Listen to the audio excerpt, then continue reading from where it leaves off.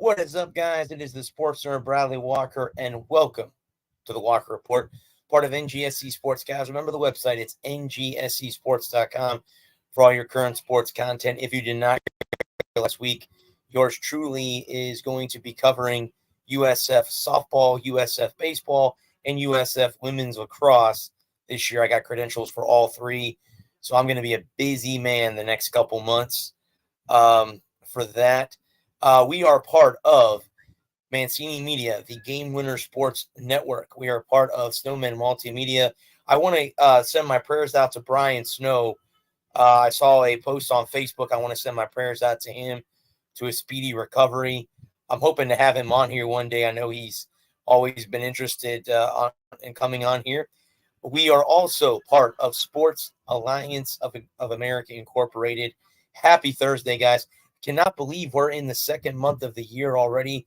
The year is going by fast already with the NFL ending next week. We have the dreaded horizon of the USFL on the horizon in March. NBA is gearing up. NBA and hockey are in their all-star, getting ready for their all-star games. So anyway, guys, we have two sponsors on the show. One is TradingZenSpaces.com. It is the local choice in St. Petersburg, Florida, for house cleaning, organization, decluttering, and pet sitting. It's about finding the peace within you and adding comfort to your life. And guys, remember, Zen Spaces begins with you. Be kind to yourself and one another. We are also sponsored by FunWags.com. It is born from a near tragedy when a FunWags mascot had a bad reaction from a store-brand treat. We are fueled to succeed with treats made from 5 ingredients you can pronounce. The FunWag mascots invite you to try fun-wags.com because our fur babies deserve the best. Hand over to fun-wags.com to get those treats. Happy Thursday. I'm assuming that's Bobby that is on here because that's my boy. I had a good time with him on Thursday night at the cigar bar. I have Lou and G-Dub. What's up, guys? How's it going so far? Going good. Waiting for Adam to get here. But how's everyone doing, man? Is everyone good? We're in the second month of the year already. Is thank goodness. 24 off to a good start, medium start, could be better start. I can't believe could be better. January we're in the second month of the year already. You're going by quick. Already. Yeah. I've done 4 shows already. Before you know it, we're gonna be back in the Christmas season. Well, I was gonna say back to August, and we could be talking football again. Talking about football again. And also, the draft. Also sitting here sweating. Yeah, the draft in April. Yeah, butt off. Well, we have to do like a combined show this year for the draft. We'll have to get on and and just watch the draft. Because it's always cool to see everybody's reaction to the picks. Lou, try to stay awake. Yeah. the whole first round. I still remember the longest podcast ever. I think it was the first year that we did that show. Adam fell asleep. I was on the verge of falling asleep. So yeah. I was brain dead. That show's a long one. So and I was the longest podcast ever. I was sitting there doing this. I mean it's hard. It's very hard to stay awake when unless your team is picking. Like if your team's coming up, you're like, okay, here's who I think they should take. And then as soon as your team is over, you're like, oh shit. Now I gotta wait till round 2 if you have a second round pick. Oh, I gotta wait till round 2. That's only the first day of the draft. It gets longer as the day goes on. Exactly. Yeah, correct. Especially in the later rounds, they may start at noon and it may go until 8:30, 9 o'clock at night, and you're sitting there thinking, the earliest. Well, we didn't get to talk about it last week, but I did read an article, guys. Jimmy Johnson got inducted into the NASCAR Hall of Fame if he's not already been a part of it. But he got inducted. Right. He was picked. And it was kind of cool because I wish Adam was here because we sat through a kind of like a presentation of how they pick the drivers, the crew managers, the owners, and anyone that kind of has to do with all that. Yeah, it has to do with NASCAR. And it's funny. I mean, what are we? 2 weeks away? 2 Sundays away from the Daytona 500? I know there's another race this week. Is it the 17th? Is it the 17th of February? President's Day weekend, yeah. Give me President's just Day weekend. Because I was hanging out with my family on Tuesday. Was the 3rd anniversary of my mom's passing, and they were playing. I think they were playing the 2023 Daytona 500 on the TV. I could be wrong, but I think that was the race that they had on. Okay, it's going to be February the 18th. So 18th, okay. We got little less than a week and a half. Yeah. So yeah, because this weekend will be February 4th. The next weekend is Super Bowl Sunday. The week after that is the Daytona 500. Okay, cool. I'm gonna try to watch it. I'm not. Again, you guys know I'm not the biggest NASCAR enthusiast, but right. It's in my home state, so I should watch it. If you really want to understand how it works, Brad, watch the Busch Light Clash at the Coliseum. Is that this Sunday? That's in LA, right? February the 4th at 7 p.m. on Fox. I was going to mention that, Joe. I was just going to mention that to you because about the race on Sunday. So I was just looking that up. They have the duels at Daytona. Duel 1 is the 15th at 6 p.m. Okay. Duel number 2 is February the 15th at 7:45 on FS1. Okay. Yeah. So the way the duels work is they run them. The top qualifiers from each duel moves on to the main. Okay. That's actually pole position for Daytona. Gotcha. Okay. I was So going to ask. The first 2 drivers that come across the line, that's who going to be first and second in the Daytona 500. Okay. At Daytona. Yes. Did you guys also see that in F1 that what's his name left Mercedes to go to Ferrari? Yeah, Ferrari? I was shocked about that. Lewis Hamilton left Mercedes to go to Ferrari. I'm assuming, guys, that's a big shift. I would imagine that would be a big shift. Well, yeah, that's exactly, Gerald. That's exactly.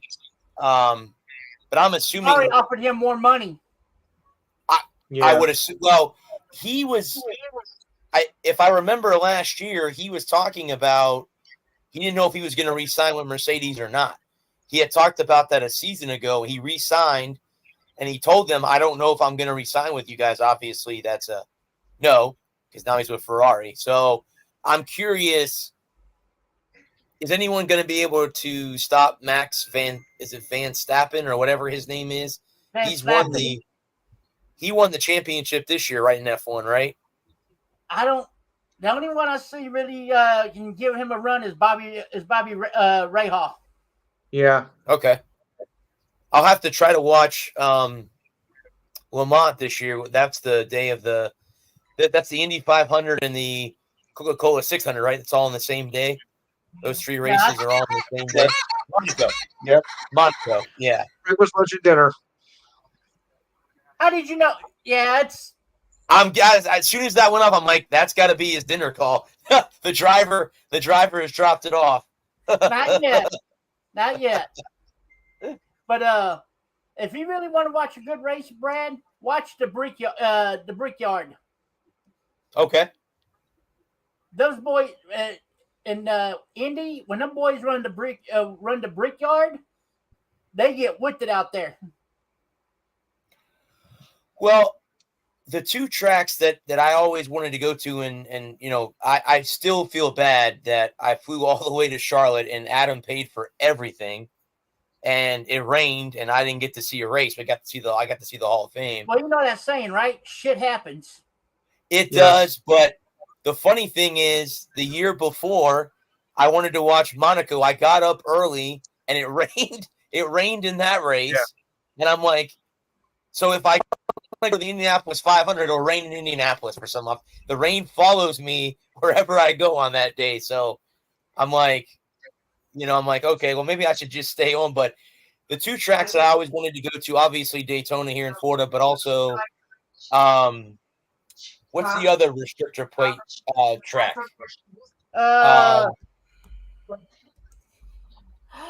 Damn it! I just had the track in my head, and I've lost my train of thought. Talladega, that's the other one. Yes. Those are the two that I'd like to go to in person. And I would go, Jared, I would go with somebody like you or somebody like Adam, because I don't know the sport that well, and I want to go with somebody that knows what they're doing and stuff like that. I don't want to go with somebody who doesn't know what NASCAR is. You know what I mean? Well, I can explain it. If you want to know how these drivers get lapped down when they're on pit road, let's say if it's during a caution lap, they got to get out in front of the pace car in order not to become a lap down. I got you.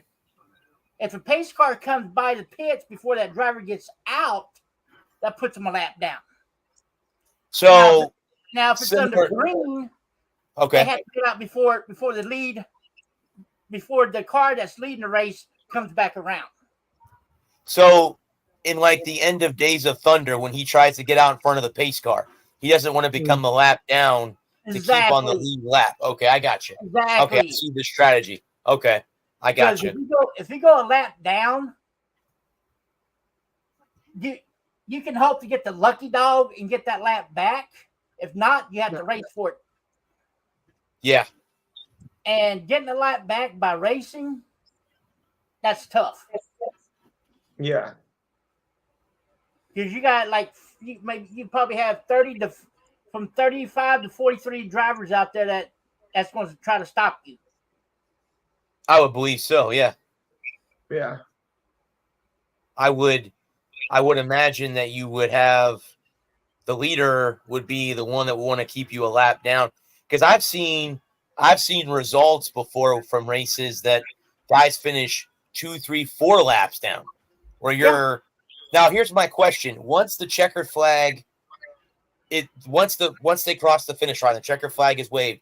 Do you still go around the track to make up those 4 laps, or is no? So once the race is over, all the cars come off the track. Okay.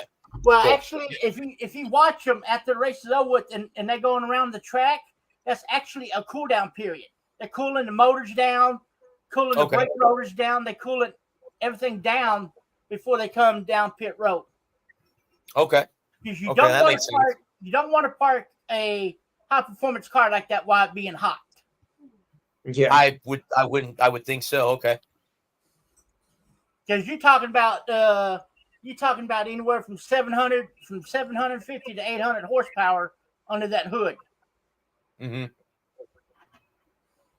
And I don't care what anybody says, you running bunched up like that, those motors are going to get hot. Yeah. I can't imagine. Because you figure you got the car in front of you and you behind that lead car. You don't have that draft come down to cool down your radiator. So it's pretty much you're stuck on that car in front of you. You're stuck on his back bumper, trying to get that clean, cool air. Right. And 95% of the time, it does not work. Because I seen it in many races. And if you seen on the passenger side of the car that little spout that shoots steam, that lets you know the car is running hot. And you better hope for a caution lap so you can get it cooled down. Right. If not, you're going to have to come into pit row and have them cool it down and put some more coolant in it. And another thing, too, that some of these tracks you got to watch out for, too, is tire wear. because that was the one thing in Days of Thunder that they had to work on. Yeah. He burned his tires because he came from running Indy cars that are way twice as less. Tires are wider, coming to a NASCAR car or stock car where the car is 2 times as heavy and the tires are less wide. So not as they don't have thick rubber like the Formula One and the Indy cars have. Right. Because Indy cars, those are made to run on road courses. Yeah, because they run one in St. Pete, where I work. Yeah, and also they Formula One runs down here at Circuits of the America here in Austin. Okay. Yeah. So yeah, if you ever need help trying to understand this and Adam's not nowhere to be found, you have my phone number. Call me, say, hey, the race is on. I would like for you to walk me through on what's going on. Like I said, I'm gonna try in a couple weeks, guys, to watch the Daytona 500. Now, I'm not the biggest NASCAR fan, but being that's in my home state, I'll try to watch. Yeah. Now, at the end of each stage, you have stage 1, stage 2, and stage 3. You could possibly have stage 4. This depends on how long the race is. But at the end of each stage, you get a caution. You get a caution. It's pretty much like halftime in football. You can come down, get your tires changed, get fuel, whatever you need before you go back out. And at Daytona, they do have a what they call a I'm trying to think over here. Give me this a sec. It's called a competition car. It's where the race is basically helped. The cars can come down. That way the crew chief can look at the tire wear, the fuel mileage, what adjustment needs to be done. Mm-hmm. Mm-hmm.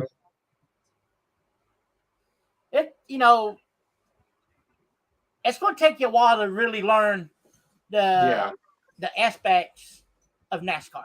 But once you do learn it and learn the rules and regulations, it's going to be like boom, boom, boom, boom. It's going to come natural. That's what, like, how I fell in love with hockey. I didn't know. I mean, hockey was just was a sport that I read on the back part of the newspaper. But once you go to a game and you learn the rules and the speed, I just fell in love with the speed.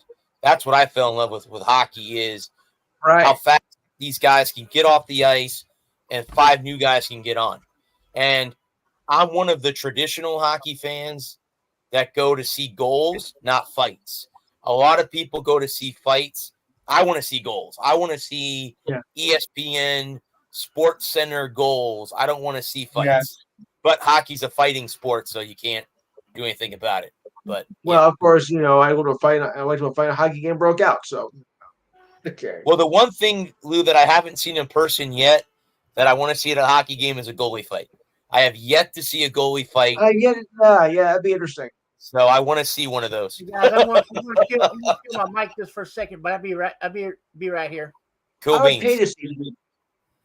Well, and if you look at like the during the 90s, you had the Wings and the Avalanche, and those teams fought each other. I mean, it was a line brawl.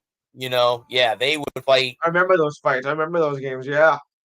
And speaking of, isn't Patrick Waugh your head coach, or he's New Jersey's head coach?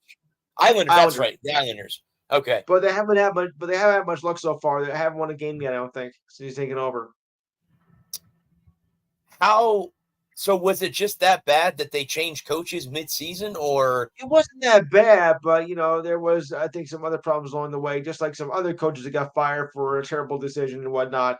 So it's kind of along that line because they were about like 3 points out of a playoff spot, but they were on a losing streak, and they thought, that's it. We gotta go with somebody better than you. To put it plainly, you suck. Oh boy. Well, and the Islanders for the past, I don't know, 4, 5, 6 years, they've been a defensive team because we played them back-to-back years in the Eastern Conference Finals to get to the Stanley Cup. The COVID Cup in 2020 and the 2021 Cup.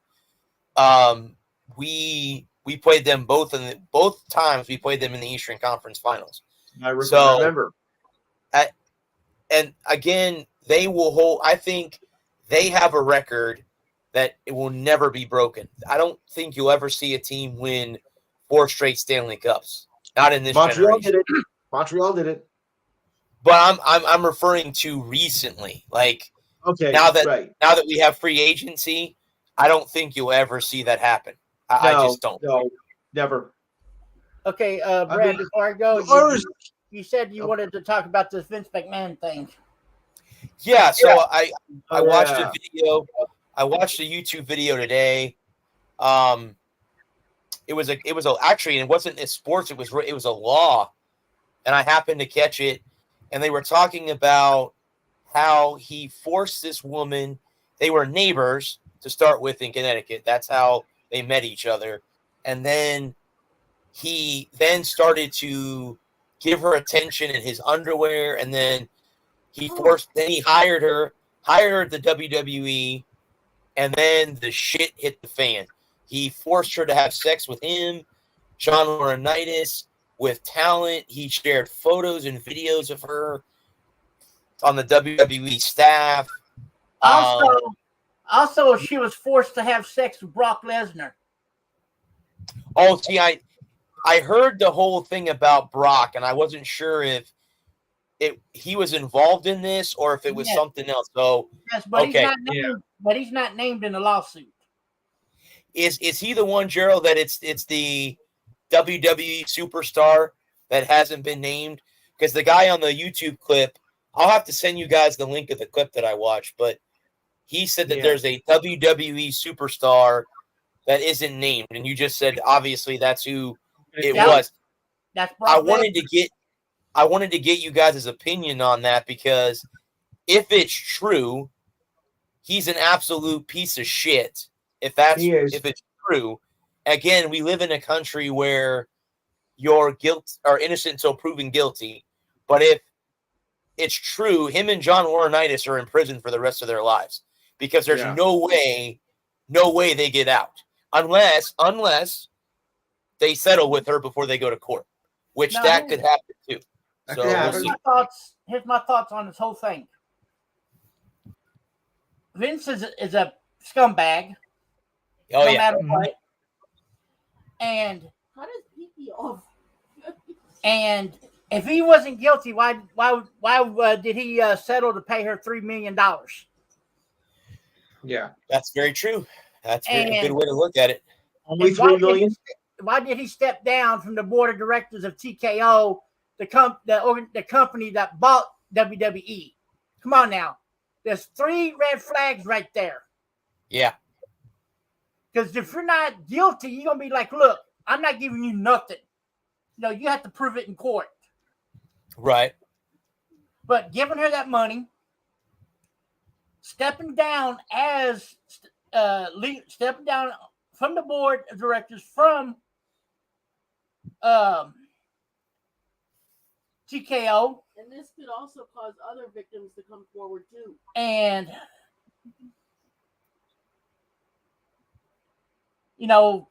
not giving her, telling her, look, you got to do this, you got to do that. Yes. And what's not to say other victims now are going to come forward. Well, that's what the video mentioned that today, that a lot of times in cases like this, where you have stuff like this going on behind the scenes, that there's more than one woman that's involved. And what happens is this opens the floodgates. Yeah. And look what happened with Deshaun Watson. Yes. One ended up being 24. This is a good example of what could happen. Yeah. you got one woman standing up for herself. Before you know it, there's going to be 15, 20 of them coming out of the closet, be like, Yeah. Vince did this to me, Vince did that. And how do you know that some of those women aren't actually wrestlers? Good point. How do we know half these women are not wrestlers? Yeah, well, that's what I mean. Again, Right. we have to see what happens. It could be like you said, Gerald. He didn't give her all the money, so she's coming out with this. Oh, okay. Well, you're not going to give me my money. Fine, I'm going to do this and take you to court and then run you through the mud.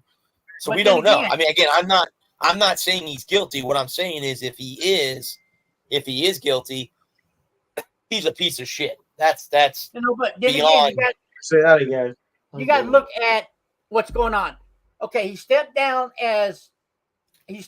from the board of directors from TKO. That's one red flag. Another red flag is he paid her. He was paying her off. And another thing too. Remember back in the late 90s, early 2000 when he had Kiss My Ass Club. Yeah, Oh, yes, yeah. I do.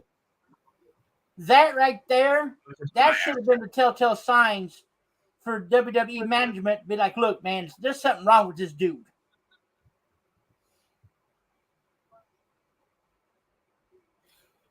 Well, I'll say. If you're not guilty of anything, why would you pay the victim, and why would you step down from the board of directors from a major corporation? Well, so according to go along with that one, Gerald, he said in the video that a lot of times the reason that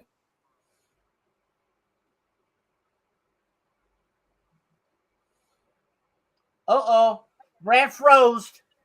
He must be. Give him a minute. He's auditioning for the movie Frozen. Careful, my niece likes that. My niece likes that movie. Huh? My niece likes that movie. She likes the Frozen stuff.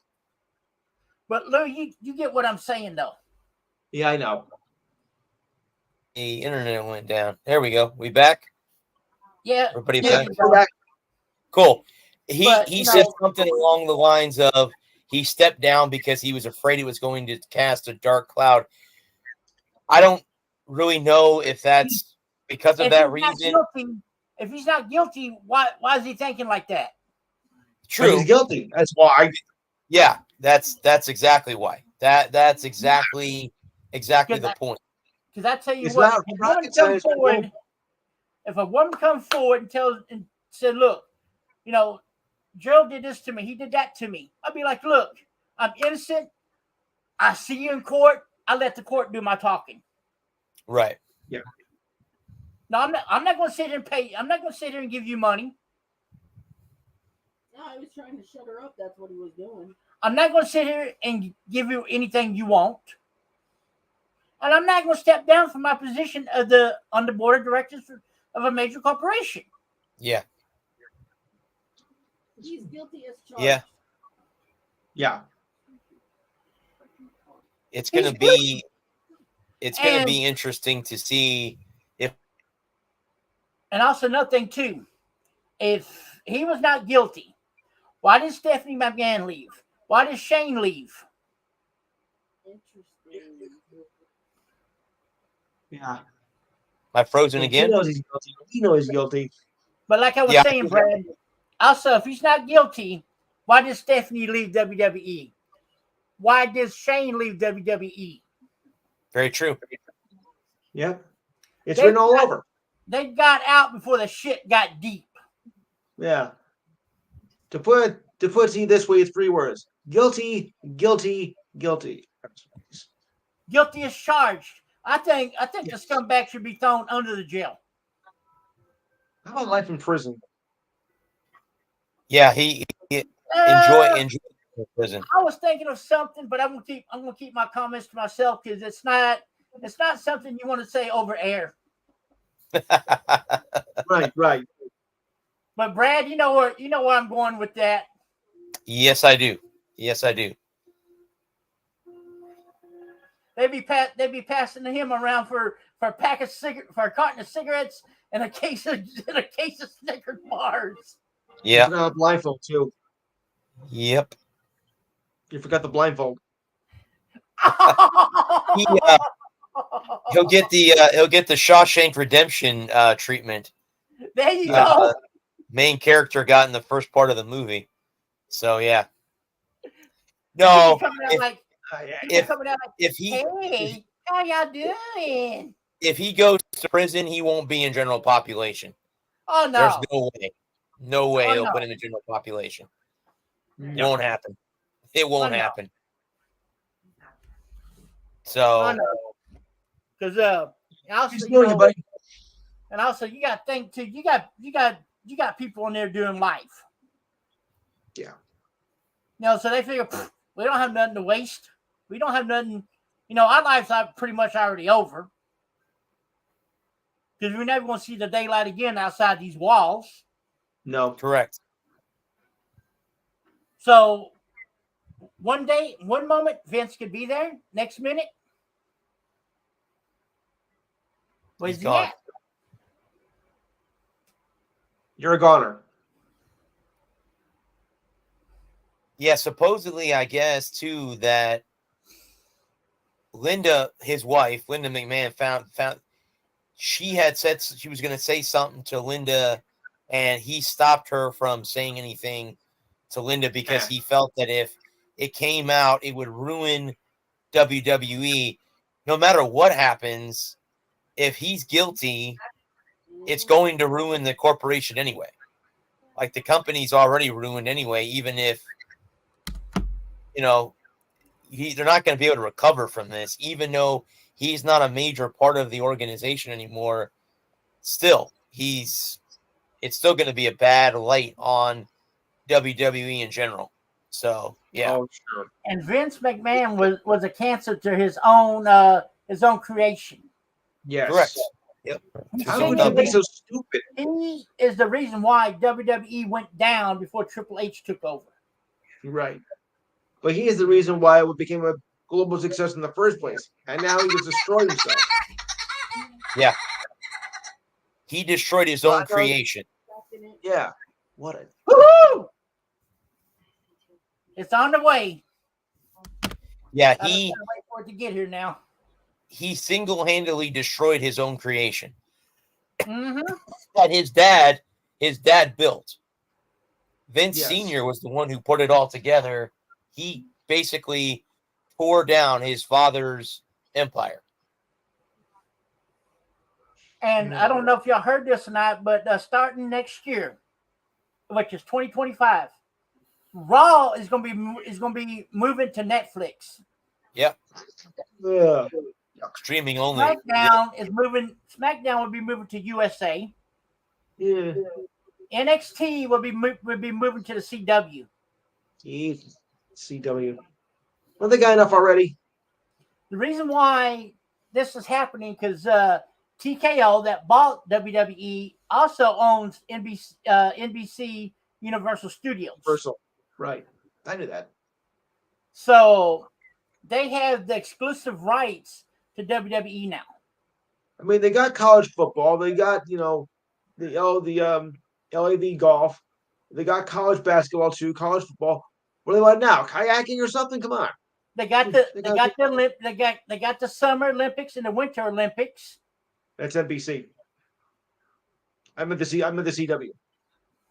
Oh, well, NBC is now going to have. Well, CW is part of NBC. I keep forgetting that. USA, the CW, and Netflix all belong to NBC Universal Studios. Mm-hmm. Not where CW was related to NBC. I guess I was wrong. And don't forget Peacock, the streaming app, it also belongs to NBC Universal Studios. Well, I'm surprised that they didn't move it to Peacock and not instead of Netflix. Mm-hmm. Being that the Peacock is their streaming service, they should have put it to Peacock. Well, they're still going to have the pay-per-views on Peacock. I was going to say, aren't all the WWE pay-per-views strictly on Peacock. I don't think you can watch them any other way, right? Because Is there any other way to watch them?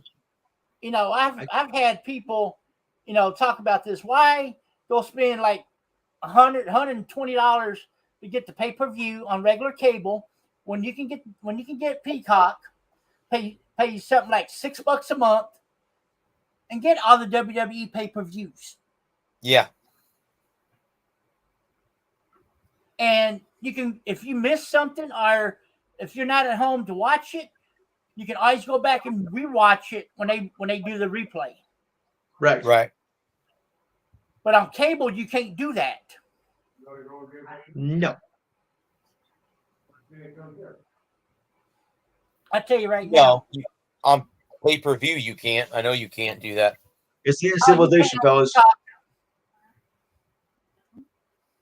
You can on Peacock because I've done it before. It's the end of civilization as we know it.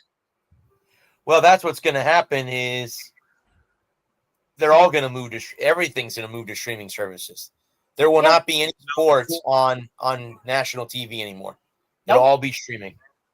Right, within the next 5 years. Guys, breaking news. The Orioles have traded for Corbin Burns, Aha. the 2021 Wow. Cy Young Award winner. Wow. So that just broke. So that's got to be the second biggest MLB move during the offseason. Let me get your thoughts on something here real quick.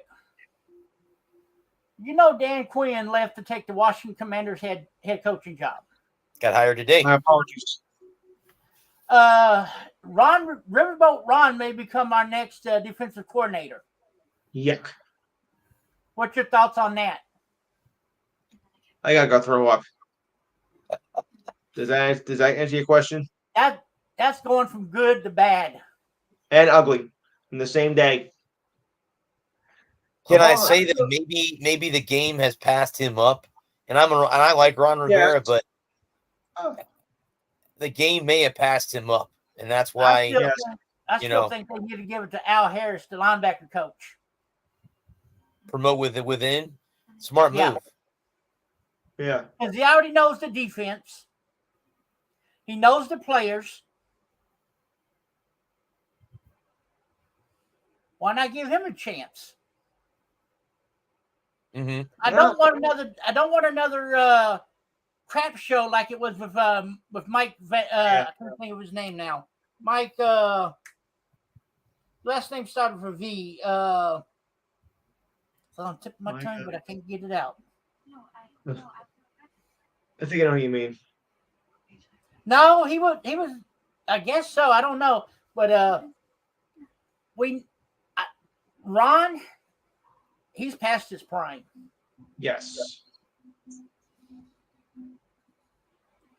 I want to see a young blood come in and take that position.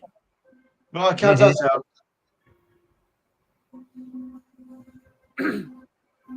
But that's the problem. You know, there's not too many young coaches out there in the NFL that would want to take this defensive coordinator job. Well, I keep hearing too, Gerald, that the rumor that if Mike McCarthy struggles, the guy wins you 12 games this season, but struggles in the playoffs, that Jerry Jones came out the other day and said, I wouldn't mind working with Bill Belichick. So I guess the question that I have is, does Mike McCarthy say, okay, there's pressure on me, or is that just Jerry being Jerry? And Jerry just says whatever he damn well pleases. I mean, I don't know how to Jerry take has that. a big mouth. Jerry doesn't. Yeah. Jerry doesn't Yes, know I how agree. doesn't know how to keep his damn mouth shut. Every He time never he did opens his before. mouth, he inserts his damn foot. Right. But now he could probably be saying this to try to motivate McCarthy. Very true. Very true. Because there's also rumors going around too that that Jerry Jones is not happy with Dak Prescott. Ooh. He's saying that Dak can only take us so far in the playoffs, and that's not good enough.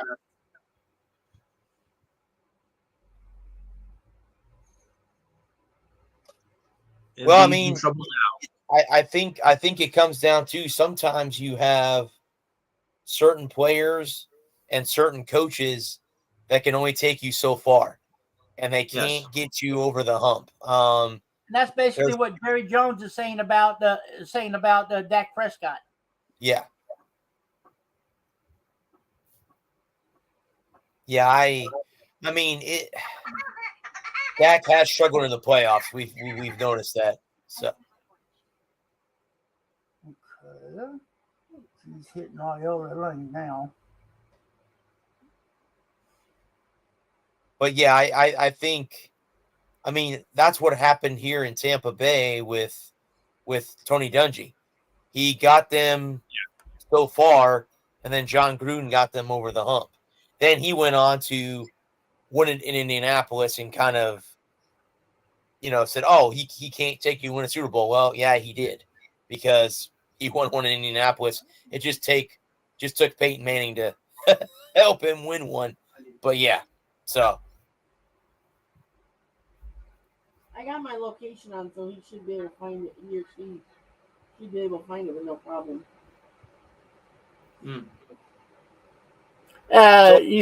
You also said something about the Royal Rumble. I was just gonna say that, Gerald. What was your takeaway from any of the matches that happened at the Royal Rumble? Well, I'm not happy with the way the women's Rumble turned out. With Bailey winning it all? Yeah, but Yeah. here's Oh. a rumor going around that she could possibly be going up against Io Sky for the SmackDown Women's Championship. Right. The Judgment Day, Damage Control could turn on her. So we just got to see how that goes. The Fatal 4-Way, that was a good match until Solo interfered in that one. Kind of knew he was going to. Because Randy had Roman beat. Yes. I mean, he had Roman down for the 1, 2, 3, and that would have been over. He's at that light on Loyola and Johnny. The United title that Logan Paul had, Kevin let his emotions get the best of him in that one. I saw the highlights of that. Yeah, Owens. Yeah, he let his anger get him disqualified for that. Yeah, but I'm not looking for that rivalry to be over with anytime soon. there's Adam. Hey, gentlemen, Yeah, sorry I'm late. I fell asleep. Oh, Better late than never. That's but no worries. No worries. the men's Rumble match, I thought that was excellent because Cody deserves his time in the spotlight. Hey, I know he deserves his time in the spotlight. Because look how many times he came close but failed. Right. And this past Monday on Raw, Seth came out there and told Cody, "I'd rather for you to face me than Roman." Yes. okay, he's fixing to hit the park. Well, that's the question I have: is does he go down that rabbit hole?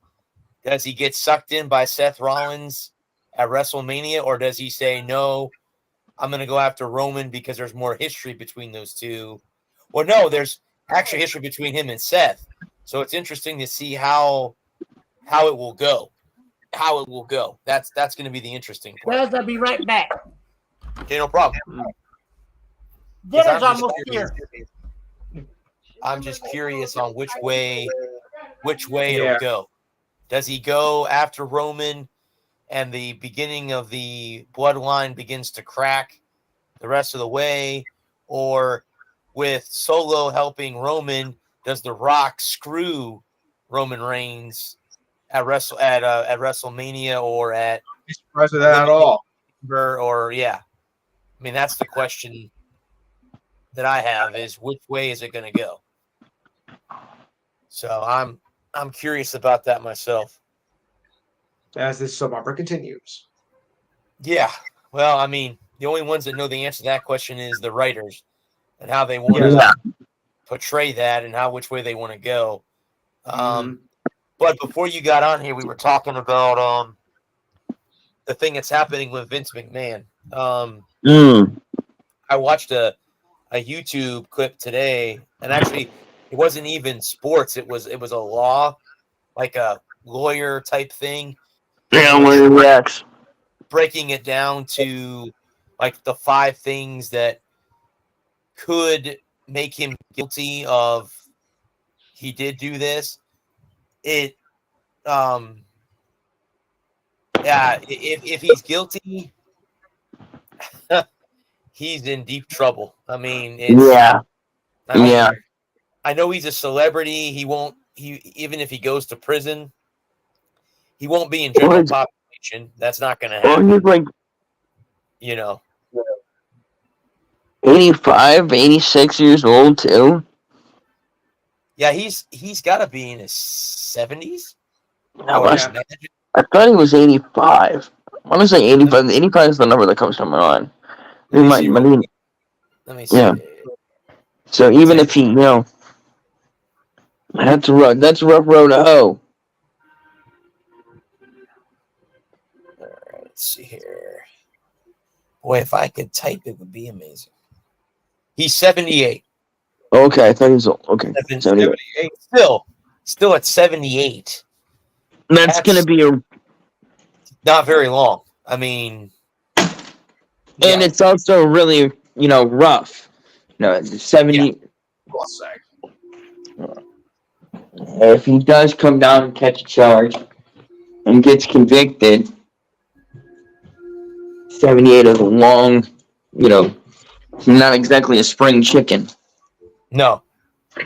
Neither 58.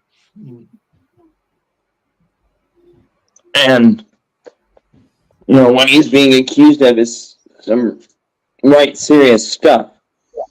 Yeah. Well, him and John Laurinaitis are both up Schitt's Creek because they're both, it's both of them. So, and I don't know how old John Laurinaitis is either. He's not a spring chicken either.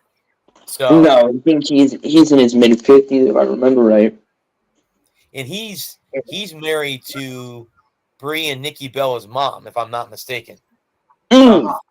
I think I could be wrong, but I thought when they did Total Bellas or Total Divas, they mentioned in the show that John was their would have been their father-in-law or whatever. Yeah, so something like that. But yeah, I don't. But yeah, both of them will be. They're bound. Yeah, exactly. No, 100%, 100%. If it turns out if half of what they're alleging is true, it's bad luck. Buzz, I'll be right back. I'm gonna choke this down real quick. Go for it. Okay. So yeah, there's are guilty. Yeah, they're totally boned. Well, and the thing about it is like And one has onions. So mine is they're so powerful, right? They have anything they want in the world, and they get away with it, for 30, 40, 50, 60 years now. Yep. And people wonder why, it takes so long for this kind of stuff to come out. And it's like, well, they've been getting away with it because everyone's too scared to say anything. Well, that's the point too. That What do you Gerald think, sir? this will be like the first one to come out. There'll be others that come out now too. Yeah, when that first domino falls, we all start going. Yep. And there's a level of shame to it too. Where you feel bad for what happened to you. Mm-hmm. Pretty ridiculous, that it takes these long, but that's just, I don't think so. these people, you get in there and they take advantage of you. How many Oh wow. Yeah. people are desperate, just desperate to make an episode of Raw or make an episode of SmackDown, let alone headline WrestleMania, main event WrestleMania, and you get in there and they tell you, oh, this is what everybody does. This is how you make it. This is how you get your big break, and then they abuse their position and their power. And Yeah, because if any of us did that, we're in jail automatically. It's not even. It's a. You're in go to jail. jail, go directly to jail, do not pass code, do not collect $200. Exactly. Exactly to jail. And that's the thing is, like, when it comes to that kind of behavior, they're allowed to get away with it because everybody looks the other way. Because nobody wants to upset the apple cart. Yep. And because 30 years ago, 40 years ago, right, that's just, well, they're powerful, they're rich, they know what they're doing. Yes. And if somebody comes and says something to the authorities, especially 30 or 40 years ago, they get ignored. Yep. And you have to live with that shame for the rest of your life because you were taken advantage of. Somebody in their 20s, in their late teens, early 20s. They get called into the boss's office and told, hey, this is what we're doing. And they don't have any choice. They just have to go along with it because they need a job. Because they want to make it in the industry. And so they get taken advantage of. And they get abused. And now we're sitting here 30 years later and we're like, why didn't they say something 30 years ago? Well, because 30 years ago they couldn't say anything. Right. Because they were ignored. Because for 30 years, they've been being told not to say anything. To just go with it. Just to deal with it. Because you don't need to be upset in the apple cart. He wished Right. doctor tomorrow. And so I was gonna agree with you. Yeah. And so now the allegations come out, and it's like, well, why didn't we know about this 30 years ago? Why didn't we know about it 15 years ago? Why didn't we know about it 10 years ago? And it's like, because the social pressure wasn't there. Because in 1998, nobody wanted, because this stuff would have come out 30 years ago, Oh, that's an onion ring.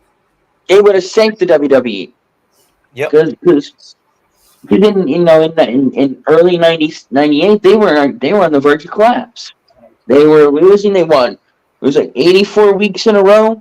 Mm-hmm. Nitro was number one. WCW was number one. Yeah. And if somebody had to come out and said, hey, Vince McMahon, James Laurinaitis, they're abusing me. They're doing terrible, despicable things. And they would have either been ignored or laughed at. Nah. You're just out to get Vince's money. You don't want to work for, you're a gold digger. You don't want to work for a living. That stuff doesn't happen. You're making it up. Mm-hmm. Yep. Right. And now, here we are in 2024. And I'm not saying, obviously, they could be making it up. Sure. Yeah, why not? They made the whole thing up. Nothing ever happened. And, he'll be vindicated in court and life will go on. Correct. But that's what the courts are for.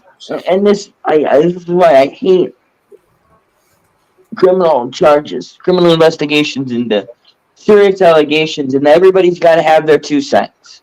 Everybody's got to chime in on it, and At the beginning of an investigation, at the beginning of a public announcement of an investigation, because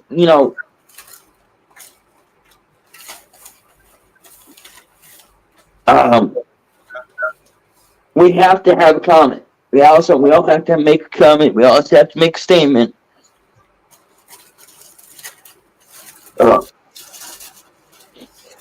Yeah, it was that they say you're innocent until proven guilty.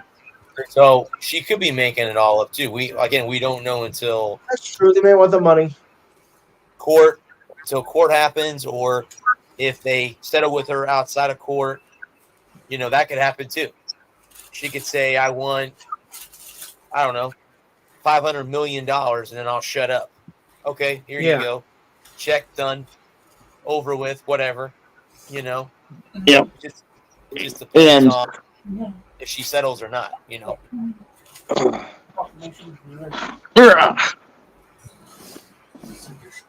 then we will. Anyway, try to make a fast buck. You never know with this. They might be just trying to get him for money. You see, again, like I said, that's all speculation. I hate to speculate on these things at this time. I guess early in the investigation, without the full story, without a criminal, without a full investigation. Correct. Because of course, if she is just a gold digger, and she is just lying, trying to make a quick buck, that's horrible. But I kind of doubt it myself, because it doesn't feel like with the people that are involved and the people and what they're being accused of, I can't imagine someone making it all up out of whole cloth. It feels very much like something did happen. Okay. With the rumors of with the allegations that I've heard, and it also feels like this was something that was going on for years, and they got tired of being abused. They got tired of being taken advantage of. I'm going back to my ass off come tomorrow. Yeah, no, I think so too. I think she's probably not the only one that this happened to, and I think that when we get the evidence that it is true that this did happen, and again, she's not the only one that happened to, it's going to be bad news for the WWE in general.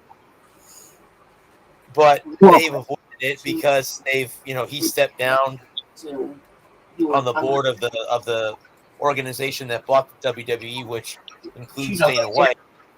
But I mean, we'll have to wait and see what kind of shadow it casts over WWE, if at any at all. Casting one right now. Well, and he already stepped away from everything because of the stuff that was alleged last year, and he dodged the bullet there. He paid some fines and had to take some kind of sensitivity training or whatever, and so he got away with it last year. And I'm sure he thinks he's invincible. He thinks he's bulletproof. That's right. Because he's gotten away with it for so long. He thinks he's above the law. That's what I think he thinks. And he's been, and it's been shown that he's above the law. Because these allegations date back to from what I understand, and I could be totally wrong, but these allegations are not new. These are allegations that are alleging to have happened for decades. I was reading the indictment. If I was understanding the indictment correctly, these were not things that just happened last week. These have been going on. That's what it is. Yes. And now they're free to talk about it. They don't feel that pressure. They know that their story is going to be believed because for how many decades did rich, powerful dudes get away with this kind of nonsense? stuff that the four of us would have never been allowed to do in a million years for $1 million. Right. Rich, powerful dudes got away with it for time immemorial because, well, shut the F up and get in line and don't rock the apple cart and don't bite the hand that feeds and just take it. I mean, that's why China ended up killing herself. Because she was being exploited by the WWE. Now, I'm not alleging that. No, I'm not alleging that China was abused by Vince McMahon, but she was exploited by. She was 100%, in my opinion, allegedly, exploited by the WWE. And there are so many wrestlers, and there are so many people in the industry who were treated so terribly by WWE management. And I'm not talking about, I'm just talking about some kind of sexual impropriety. Just in general. Mm-hmm. Vince was not a very nice person to work for, from what I understand. That he was very difficult to get along with. And so, it lends a level of credibility to these allegations in my mind. Yeah.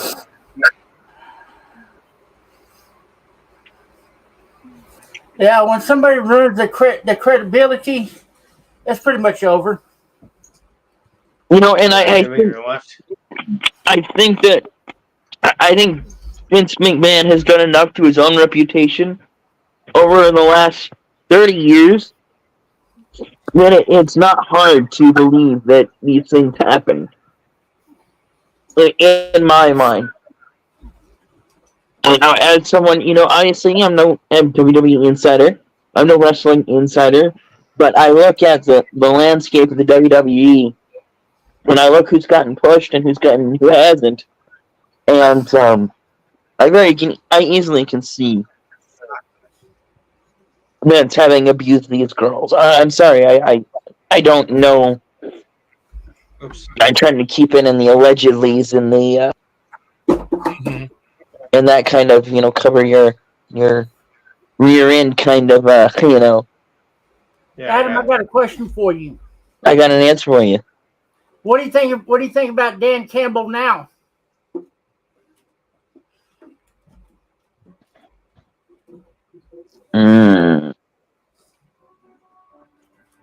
Well, we're on to the draft.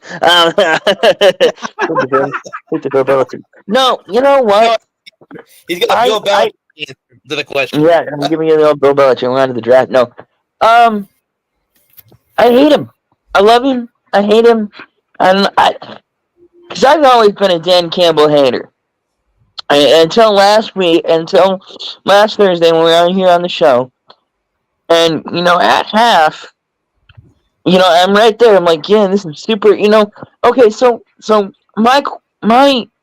question I wanted to, if I had a chance to do an interview with him and ask him a question is, okay, so why in the sweet Jiminy F did we kick a field goal at the end of the second half, up by 21, up 21-7? Why did we kick a field goal there? Okay. So we take time out we take time out like 10 seconds left just to kick the field goal. We could have at least gone out there, lined up like we're gonna go for it. Maybe got a cheap half yard, got it down to the 1 foot line, lined up, run a play, and at least try a touchdown. But then you're gonna go for it twice on 4th and 2 and 4th and 3 from very makeable field goal range. So my question is, why did we kick the field goal at the end of the second? If you want to go for the kill shot is at the end of the first half, from the 2-yard line. Line up, call a play, call your best 2-point conversion play, send it in, run them out there, get a look. You don't like it. If you don't like it, if it's 0%, you take it down to 3 seconds, call timeout, kick the field goal. I'll live with that. I'm okay with that. Then on the next 2, you kick the field goal, you push your lead out, and you force San Francisco to keep having to come back.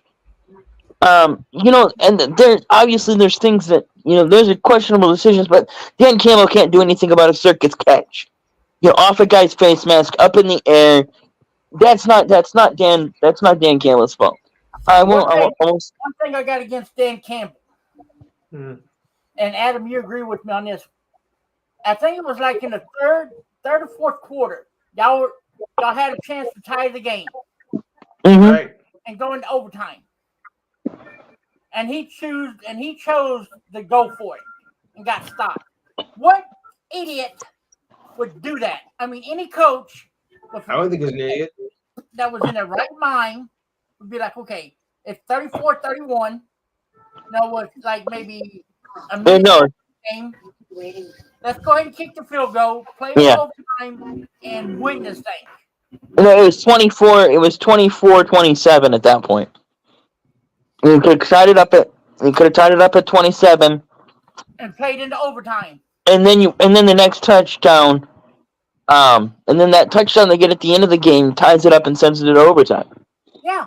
And ties it at 34, and you're playing another. You get at least one more series. And that's the frustrating thing to me. It's situational. Dan Campbell, and this is my biggest gripe, my biggest complaint with Dan Campbell was no situational awareness. Zero football acumen when it comes to clock management and down and distance.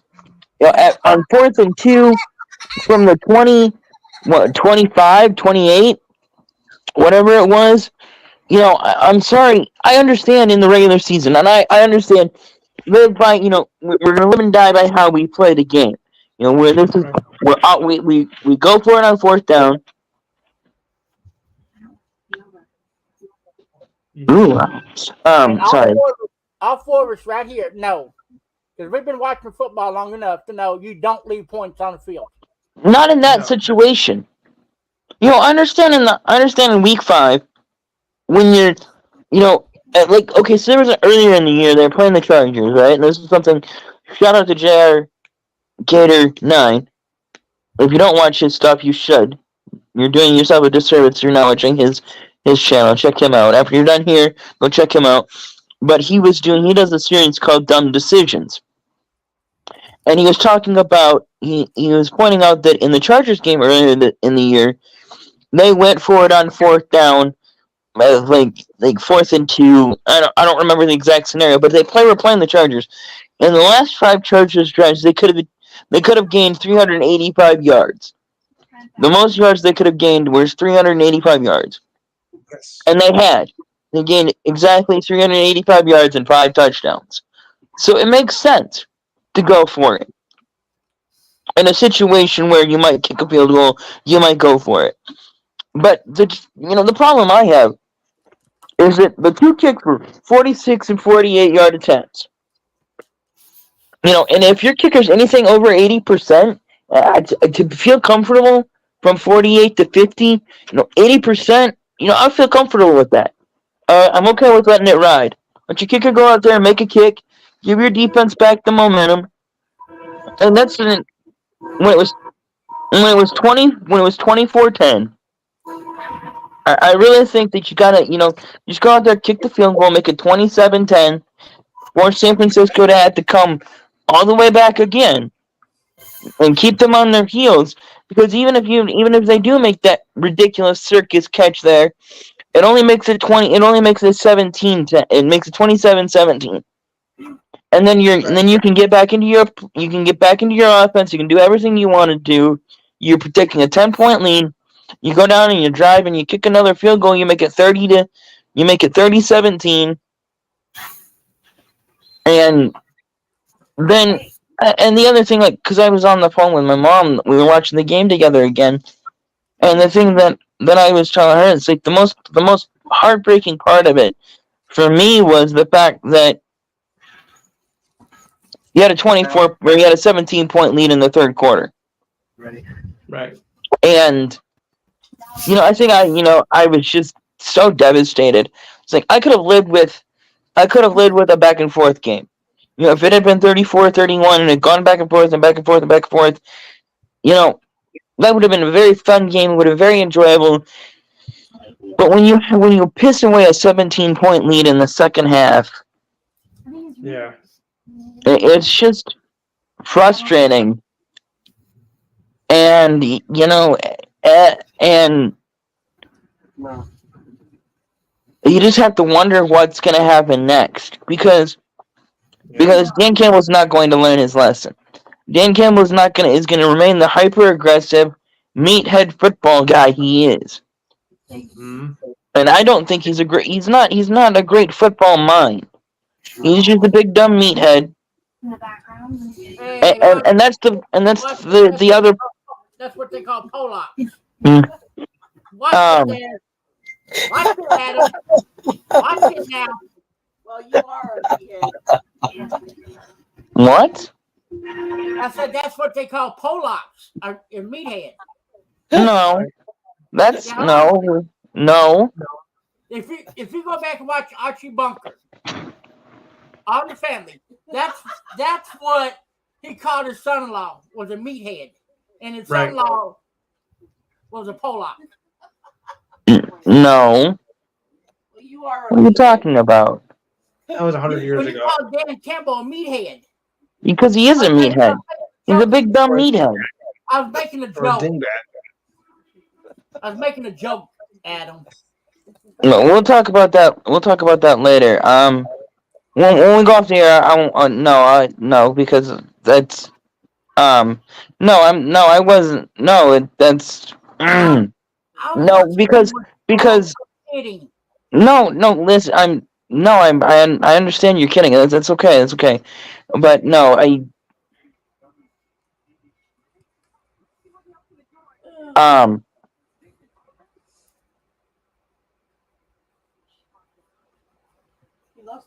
Are you there? Yeah, Did I freeze? Okay. It just looked like everybody freezed up. No. But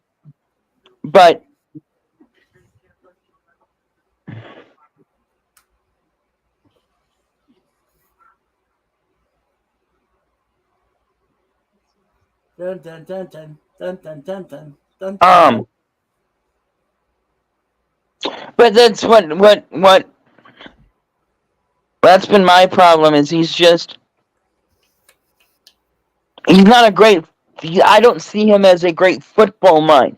He's not a Jimmy Johnson. He's not a Bill Belichick. He's not one of these guys that when you think of great football minds, you don't think of him as a great I don't see him as having this because when it's 24-17, you need to when San Francisco's got the momentum, it's 24-17, and what do? They come out on the next play and they run the play wrong.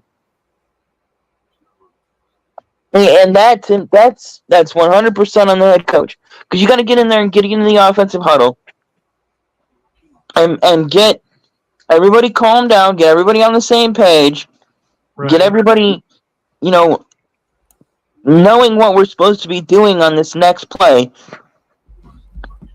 and you fumble. And I know Dan Campbell didn't drop the ball and whatever, but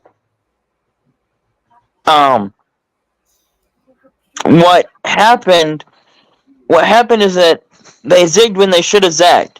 And they were off sync and they were out of sorts, and it's now 24-24. And now, my big concern is that next year and in a year's future, he's gonna continue to do that super hyper aggressive football, and it works in the regular season. But you're not gonna play Carolina in the playoffs. You're not gonna get against. Dallas may have found their new defensive coordinator. Yep. Yeah. Joe Witt Jr. Who? Joe, his last name is Whitt. Witt. Okay. I don't know that. I don't. He was the defensive passing game coordinator. Interesting. Mm-hmm. I don't know about that. I think that would be a great move. It should be. Yeah. Well, the problem is that the wrong guy quit. Small plane crashes into Florida mobile home park. It's Florida man for you. Yeah. Long as it didn't hit Brad's area, okay, and I just hope everybody's okay that got hit by it. Yeah. No kidding. What part of Florida?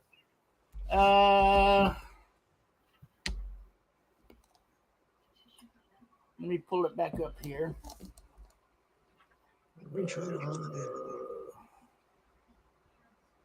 See if it tells me.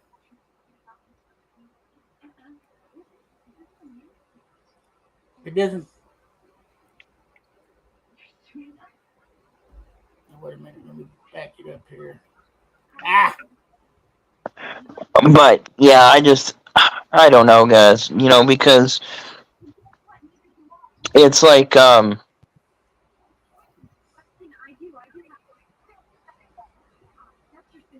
Clearwater. I live in Okay. Clearwater. So too far from you. It was a small Cessna. It crashed. Yeah. Oh. Well, there's a we Look have that an up. airport. There's an airport not too far from here called St. Pete Clearwater Airport. So I'm wondering Yeah, if I was that's trying to get to the airport and it didn't make it. Yeah, that's what this is. Small plane crashes into a mobile home park in Clearwater, Florida on Thursday evening. Wow, that sucks. Yep. I didn't send my thoughts and prayers out to the victims of that, and also I send my prayers and thoughts out to Brian Snow too. Yeah, I hope he's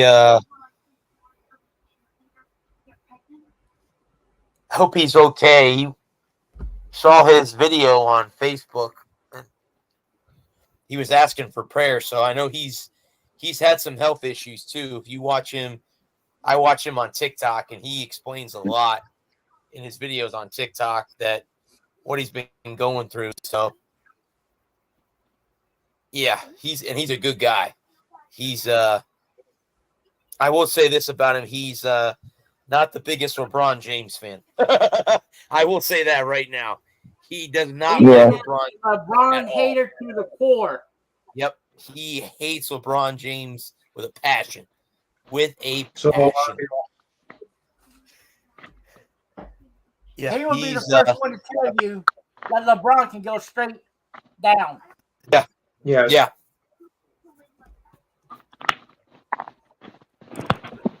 But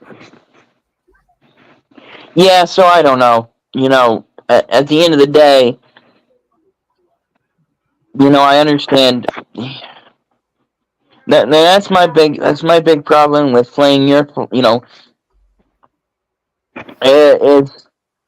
playing the numbers and all that stuff, with analytics and charts and going for two and it's like, yeah, numbers, the analytics are great, but analytics don't tell you whether or not you're going to drop the ball, Right. And that's the problem. It's like those two drops on fourth down are game changers. They're killers. They're absolute 100% killers. Because, if you don't drop, if he makes the catch, he makes either one of those catches, it's a totally different game. And but that's where analytics fails you, is because when you look at the numbers, when you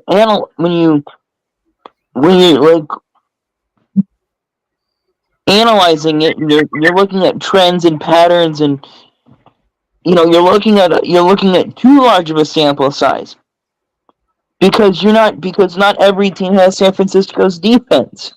Not every game situation is 4th and 2 from the 28 with 8 minutes left to go in the third quarter. And just because the numbers say you should do something, that they don't account for situational football. And that's my biggest problem with people that like, oh, you should always go for it on 4th down. And there was that guy. He was a high school football coach a couple years ago. He got famous for never punting. It didn't matter where he was on the field, he always went for it. And that was fine in high school football, because high school, the average high school isn't going to be able to punch it in.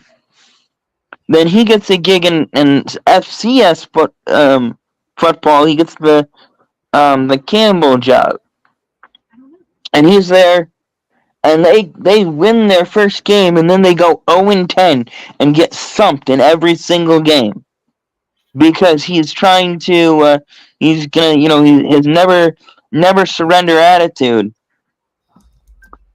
only works to a certain level when you have the talent to execute. Correct.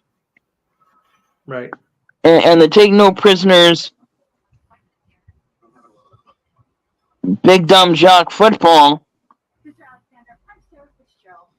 the old blood and guts. Yeah, his guts are blood. I think mentality. They missed the first 4th down. It was kind of a chance. Okay, if we miss it, we should be able to come back. But when you miss 2 of them, you dug your own grave. You dug your own freaking grave. Well, they were. At that point, it was San Francisco had the momentum. They stopped you. Of course, they had Brandon Ayuk had that great, David Patton catch off the top of the helmet, gummed on top of his helmet in the Super Bowl. But I mean,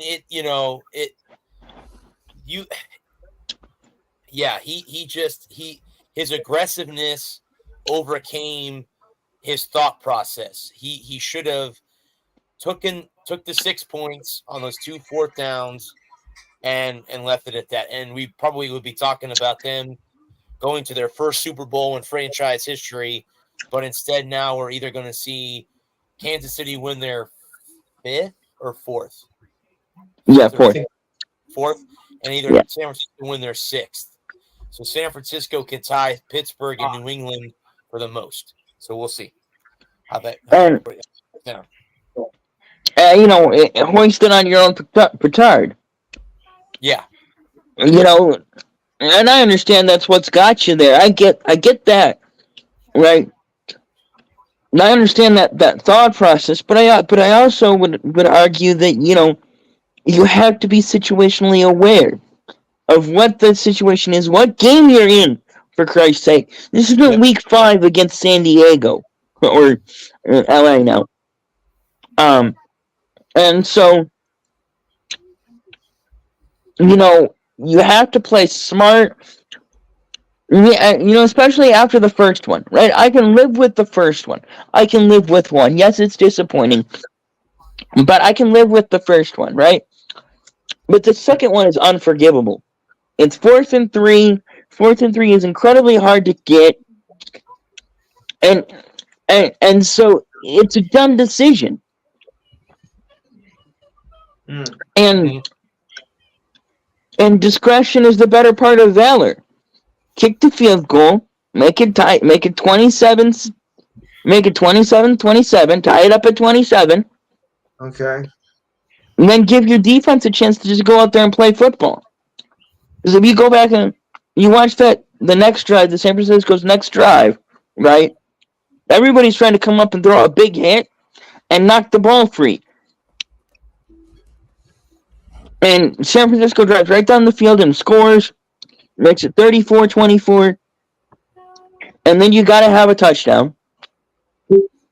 And then on third and goal, you run a running play that gets no yards, and you have to piss away a timeout. What in the hell are you thinking? Jesus Christ. The low percentage, the wrong personnel in, a low percentage running play with the wrong personnel in,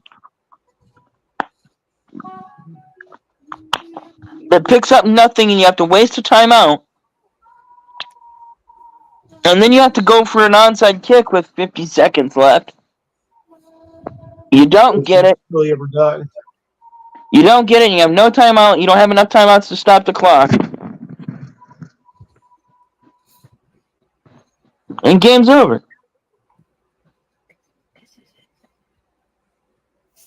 And I don't, and that's the thing is, I don't think Dan Campbell will learn his lesson, and that's my problem. Is that Dan Campbell is gonna stay stupid.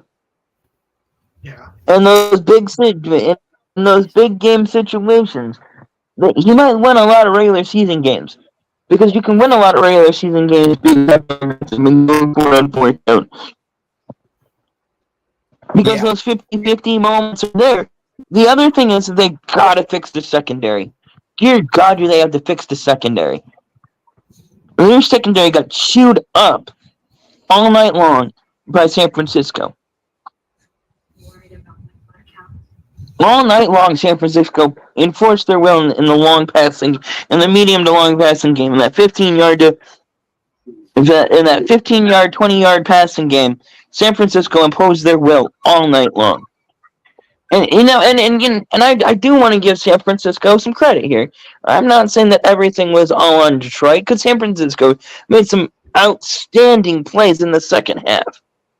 There were a pair of Brock Purdy runs, the outstanding catch by Ayuk. Deebo was there. McCaffrey showed up in the second half, and credit to Kyle Shanahan for not wilting under the pressure, because it's very easy to get down and stay down. Right. Because they kicked a field goal on their first drive of the second half, and you're feeling good. Okay, we made a stop. We got the ball back for our offense. We just need to go make a drive, and we'll make this game. We'll make it 20. We can make it 27-10. And then we didn't get it on fourth down. Okay, cool. No big deal. We just go out there and take care of business on the defensive side. And then, of course, we know what happened next. The outstanding catch by Ayuk. And it's all over but the crying. The crying of shame. Indeed.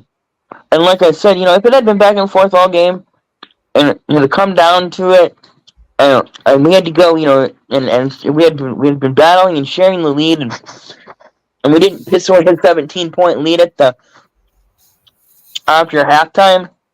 I think I could have lived with that a lot easier, but an epic meltdown.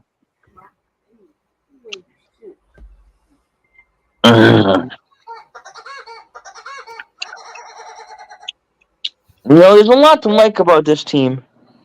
We gotta, and credit San Francisco for their resiliency to never give up, to continue to battle. I gotta give San Francisco credit. They continued to battle in the second half. They didn't get down on themselves. They just continued to battle, and they came all the way back.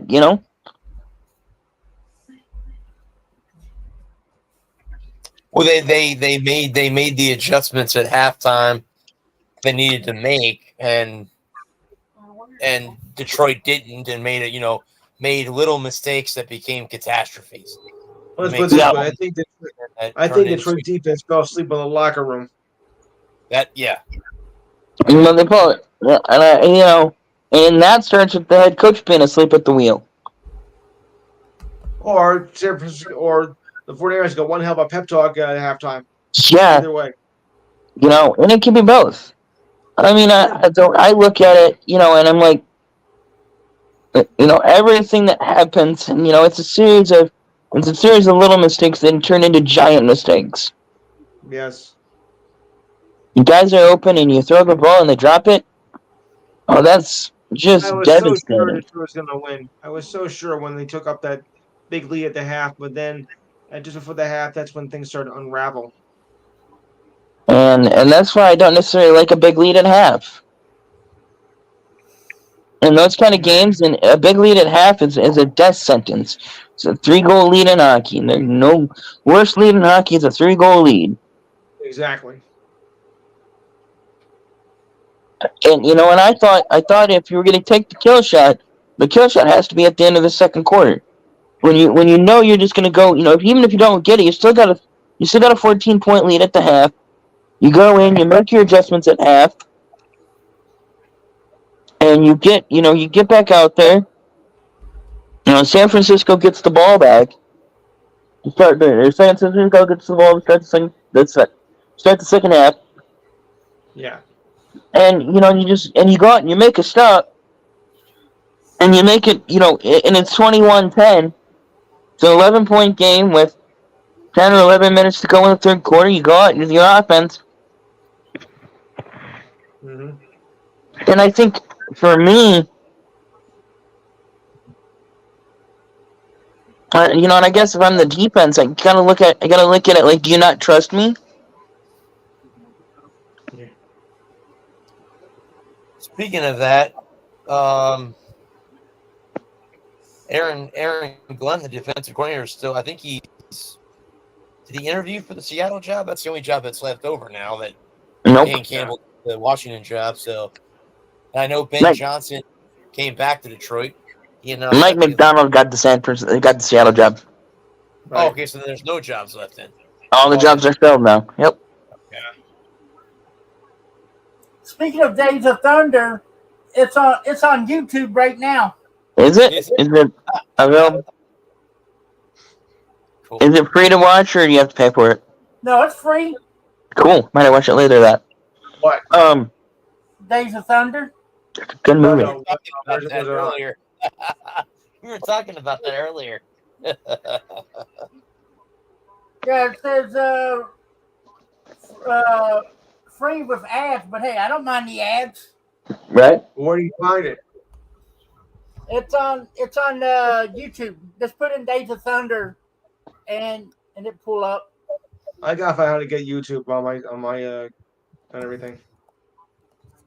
But speaking of Days of Thunder, they're at the Coliseum this weekend. I like that part where Crow asks him, where Crow says, "I'm coming in for a pit stop," and Harry says, "No, you can't." He goes, "Why?" Because we eating ice cream. I'll let you have some, but I don't think NASCAR would appreciate you dripping ice cream on their track too much. Right? No, thank you. Or he says, "I want you to go out and hit the pace car." Why? Because you hit every other goddamn thing on the track. I want you to be perfect. Perfect. But But they really messed with him with that female state trooper. I laughed at that part, man. I'm like, oh my god. That was too much.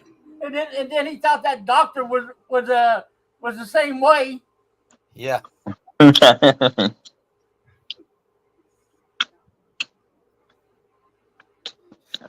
But this is one of the best sports movies made besides that movie 3. Oh yeah, Dale Earnhardt.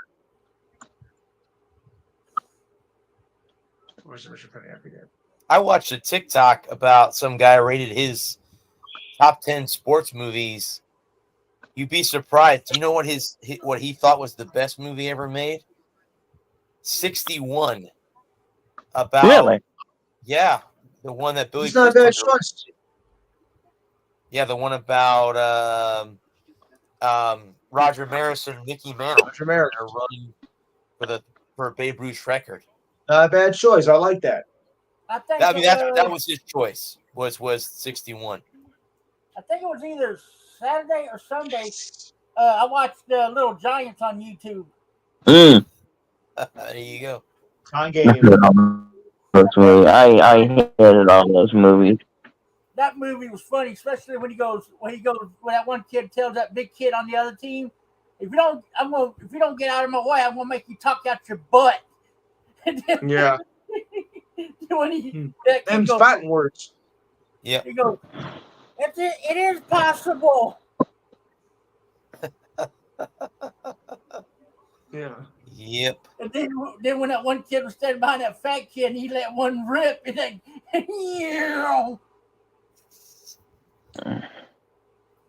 But I tell you, the best movie I've seen so far. It's not NASCAR related, but it's got to be Remember the Titans. Oh, definitely. How he brought the white players and the black players together to form T.C. Williams High School. Do you know that they haven't had a winning season since that season? They haven't had a winning season since they won the state championship. Yeah. It was in Sports Illustrated about, I don't know, 10, 15 years ago, where they mentioned that not had a winning season since they won the state championship. Yeah. Think about that. It's such a great movie. The other good part about this movie, Days of Thunder, is when Rowdy and Cole had to meet their boss at the restaurant. They had to take separate cars, and they started bumping each other. And they get to the restaurant, and they go, "Why are you late? Car trouble." Look outside the restaurant, the car pieces of Car the trouble. car. He goes, what kind of car trouble? I think it was the radiator. Right? Yeah. All right, Cole. Yeah, it was the radiator. It was the radiator. But It's such a fun movie. At first, Harry didn't want to build the car. Nope.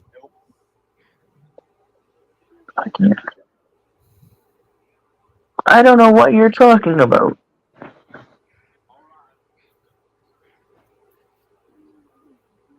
No, it's I would have to. Well, my favorite sports movie is The Sandlot. Oh yeah, with Benny the Jet and the Beast. Yeah. You're killing me, Smalls. You're killing me.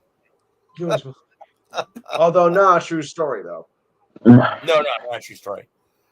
No. Not.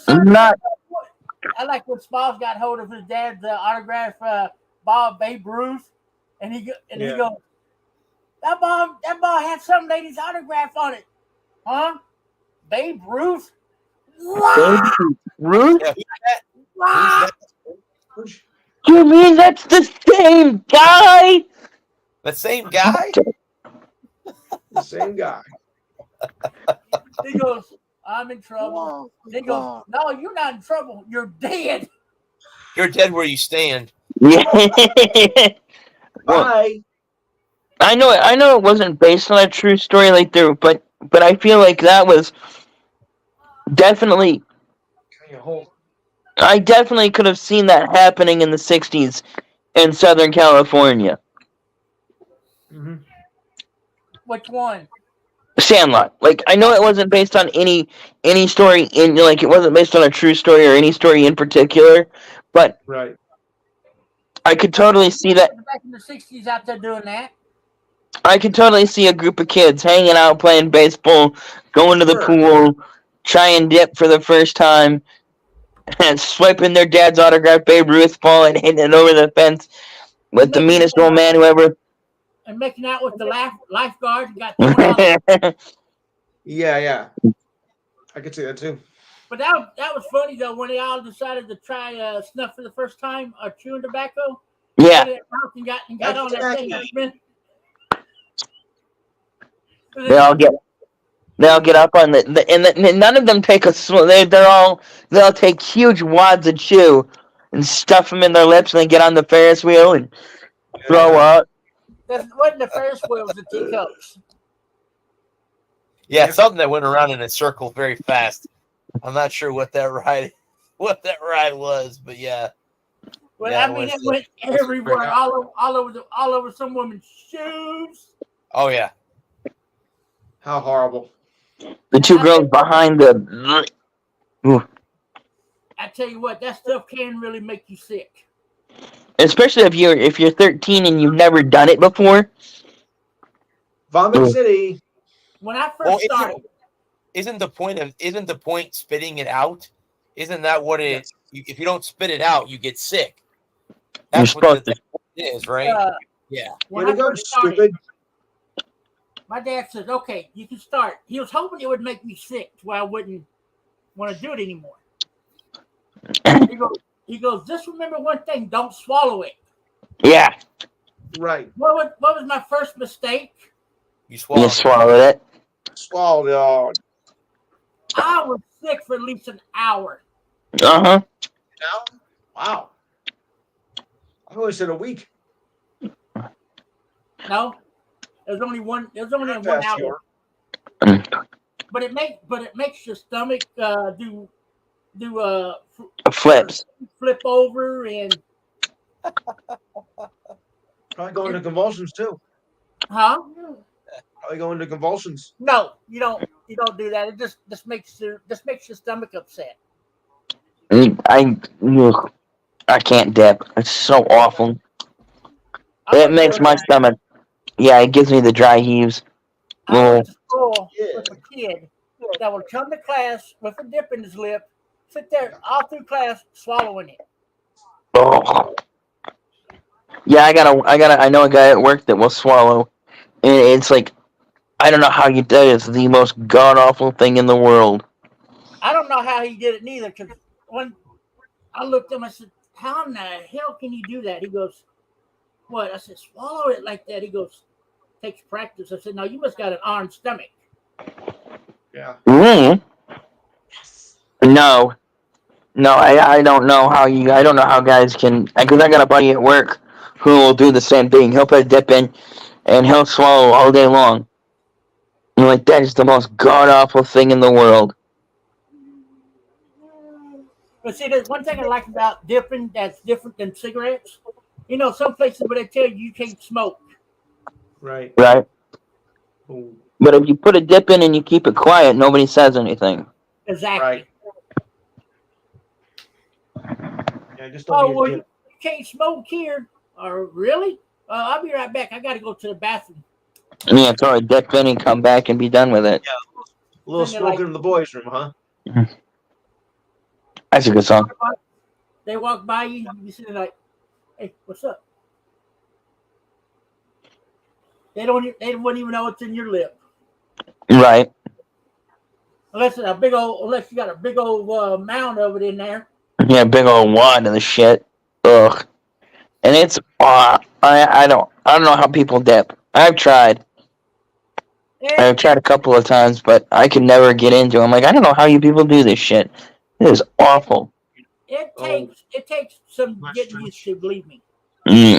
I'm like, every time I tried the dip, it was like I'd put a dip in, and it didn't matter whether I put a big dip, a small dip, a medium dip. It didn't matter. I put a dip in, and about 3 minutes later, I'm spitting it out because I'm dry heaving and I'm convulsing. My stomach hurts, and I'm like, oh, this is the worst. Okay, let me ask you a question, Adam. What did you try? Did you try- Everything. No. What I was the guess very first everybody's thing you turns tried? out. That'll teach you. I did grizzly wintergreen long cut. I did longhorn. I did Copenhagen. I tried Redman. If you want to try it again, go get you some Skull Wintergreen. I did skull wintergreen. No, that was awful. That's what That I was started- awful. Can't, That's what I started out on. I can't stomach it. It's just nasty. The smell, ugh. Ugh, yeah, no. I know. The only one that it was okay, and it was like, this is not any better than a cigarette. I'd rather just smoke a cigarette. Is the Redman. Redman was alright. The loose leaf Redman. That was pretty. Now you're going way back to the 1800s on that one. With the Yeah. sealable pouches, that was okay, but I still had to have a spit bottle, and it went though. I didn't like the grittiness of the long cut of the canned chew, the ground up chew, because then it would I'd spit it out and I'd be picking it out of my teeth for another hour. Like, this is annoying. I used to do Red Seal fine cut. Okay. It's like with you. It kept getting stuck and everything. And I said, well, I'm gonna try long cut. Mm-hmm. No issues with it. Yeah, I tried line cut, long cut, fine cut, all of it, and it's like, oh, this is awful. I've done the tobacco pouches, and those just don't work for me. I go with the nicotine non-tobacco pouches. These are tobacco leaf free. Okay. What is it? The one that starts with an S?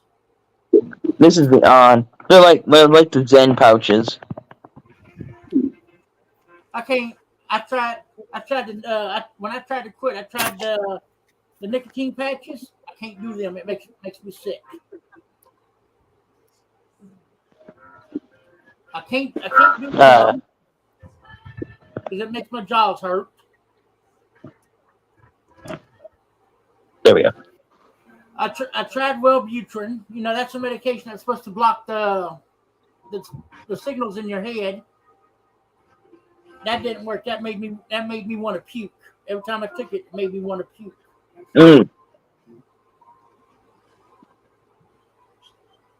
Only thing I haven't tried is hypnosis. I think I'm just gonna stick to cigars. Hey, there's nothing like a good old fashioned cigar, man. I was at the cigar bar the other night, so with Bobby. G-Dub, I was with Bobby. Yeah. Every now and then I get the Black and Bottles, the wine flavor. Oh man, those are so good. Yeah. But I won't. But if I get a cigar, like a big cigar, I want something that's gonna leave a good aftertaste. You can't keep those around with me either. I like for a really good after, like an after flavor. I don't know, babe. I don't know if Brad will agree with me, but I love the Crazy Alice. I think the Crazy Alice is one of the best after. It's got a vanilla note on the back end of it. Yeah, Crazy Alice is right up there for me on the great tasting cigars. My step grandpa used to smoke the El oh crap, I don't know. Now Presidente? Yeah. Those were a good cigar too. Yeah, I like the Dutch Master El Presidente. Those are pretty good. Those are pretty good. And they came in a wooden box.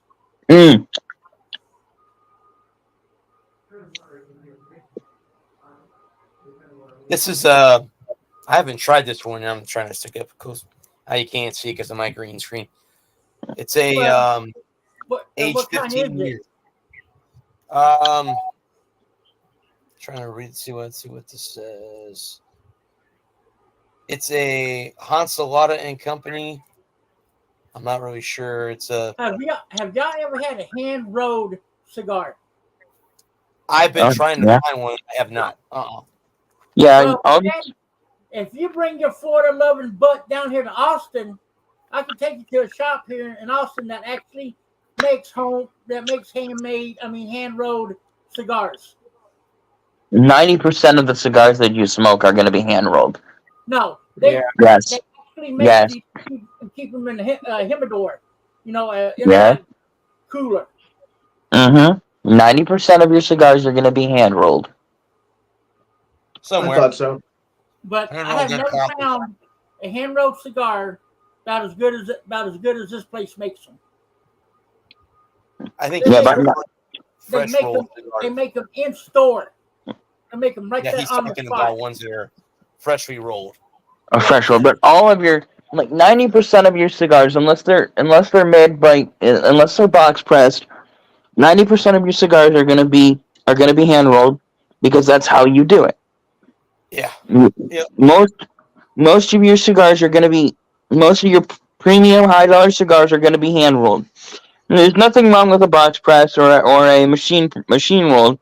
Those will smoke just as well as anybody that'll sit here and tell you that you shouldn't smoke a pressed or a machine rolled cigar is selling you something. Because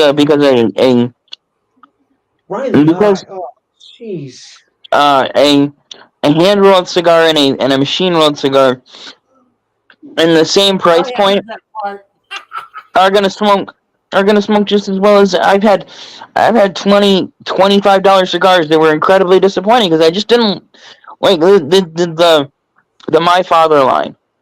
And I had one of those and I was splurged and I went out and I got one because everybody said these are one of the best cigars in the world. I got it, I cut it, I lit it, and I smoked it. And I was like, man, I could have bought 2 cigars for the same price that were better. And that were better. I could have gotten 2 Rocky Patel A10s. I'm thinking of buying a V cutter. Have you ever used one of those before? I Like a don't V? like the mouthfeel of a V cut. Okay. I don't. And that's personal preference. If you want to, what I would suggest is before you buy a cutter, go to your cigar shop and see if they'll cut one for you. They should. They should be willing to cut one. And if they have on Tuesday night, they V cut them. Yeah, they V cut it for us on Tuesday night. The bar. have them V cut you one before you spend the money to buy one for yourself. Go have them V cut it, and then if you like it, then you can invest in a V cutter. Because I just don't like the mouthfeel of a V cut. Okay.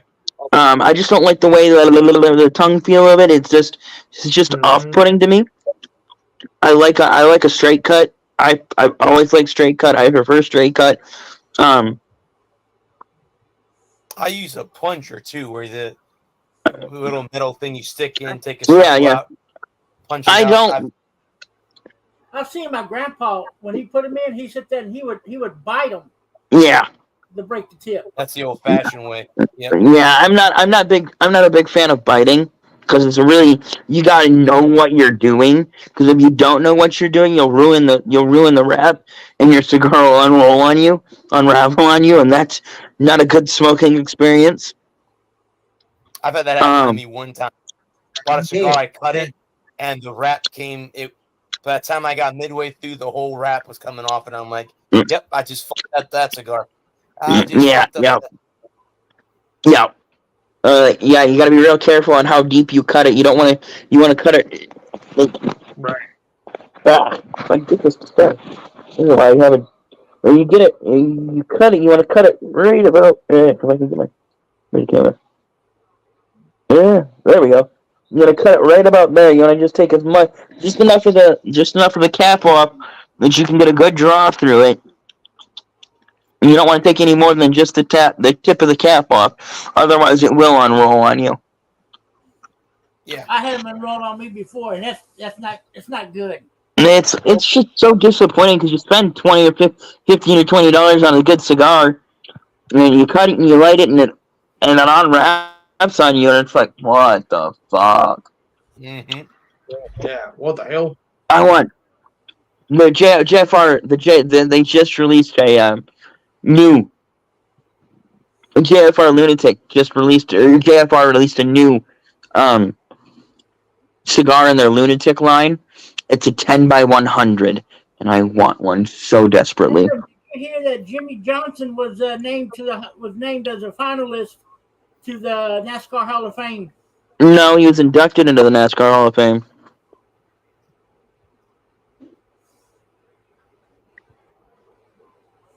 Huh. Mm-hmm. Yep. Back in December. I missed the awards show. I normally watch it every year, but I missed it this year. Yeah, I think it was on Peacock. I think it was a Peacock exclusive. But Which award show? The NASCAR awards. Oh. Yeah. He was. Have the reserves been named for the NBA All-Star? Yeah. The reserves came out today, actually. There's a whole slew of them. Gotcha. I don't know if we have time to read. I don't have time to read them all, but I'll read as much as I possibly can. We got the starting lineups in the East. You got the Greek Freak, Joel Embiid, but he's injured. He's injured right now.